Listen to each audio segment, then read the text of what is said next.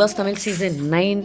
அதாவது வார நாட்களில் ஒரு மாதிரியும் வார இறுதியில் ஒரு மாதிரியும் ஒரு பிளேயர் நடந்துக்கிறாரு. அவர் யாருன்னு பார்த்தீங்கன்னா விக்ரம். ஆமா, டர்ட்டி கேம் விளையாடுறாரு அப்படின்றத இப்போ 2வது வாரமாக தொடர்ந்து நாம் வந்து ப்ரெடிக்ட் பண்ண முடியுது. அது என்னன்னு பார்த்தீங்கன்னா, அதாவது டாஸ்கெல்லாம் முடிஞ்சு வீக்கெண்ட் வர நேரத்தில் அவர் ஒரு வேலை பண்ணுறாரு. அதாவது வந்து பெஸ்ட் பர்ஃபார்மன்ஸ் ஒஸ்ட் பர்ஃபார்மன்ஸில் தன்னுடைய தலையீடு வந்து அதிகமாக இருக்கிற மாதிரி அவர் வந்து பார்த்துக்கிறாரு.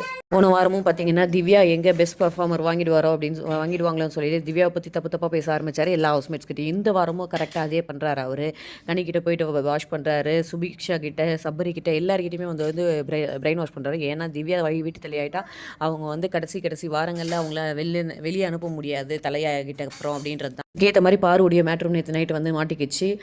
அதே போல் பார்த்தீங்கன்னா கானா வினோத்தும் ஒரு இது பண்ணுறாரு. ஒஸ்ட் பர்ஃபார்மன்ஸ் வந்து திவ்யா கிடைக்கணும் அப்படின்ற மாதிரி அவர் வந்து பண்ணுறாரு. பெஸ்ட்டு கிடைக்கக்கூடாது அப்படின்னு சொல்லிட்டு விக்ரம் பண்ணுறாரு. இவங்க எல்லாமே இவங்களுடைய இன்ஃப்ளூயன்ஸ் இருக்கிற மாதிரி தான் பார்த்துக்கிறாங்க. பார்ப்போம் பெஸ்ட் ஒஸ்ட் யார் இந்த வீக் அப்படின்னு சொல்லிட்டு.